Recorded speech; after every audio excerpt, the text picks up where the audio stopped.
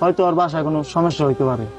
আচ্ছা যাই হোক, শোন শোন বন্ধু, আমি যখন ইউরোপে ঢুকমু, প্রথম মাসে যে বেতনটা পামু, প্রথম মাসের বেতনের টাকাটা দিম আব্বারে, পরের মাসের বেতনের টাকা দিম মারে, তারপরের মাসে যে বেতনটা পামু না, ওইটা দিয়ে তোর আমি একটা আইফোন গিফট করবো।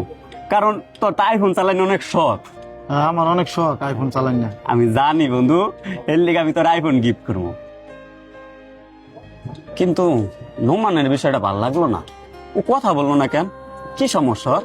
না বন্ধু, আমি তেমন বলতে পারি না, ওর বাসায় কোনো সমস্যা আছে এই কারণে।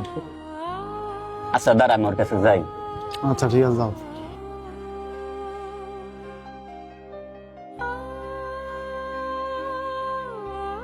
নোমান, কি হয়েছে তোর? তেমন কথা কস না কেন? আমি কি করছি ক? আমি কিছু জানি? আমি তো দোকানে আসি নাই 3-4 দিন হয়ে গেছে।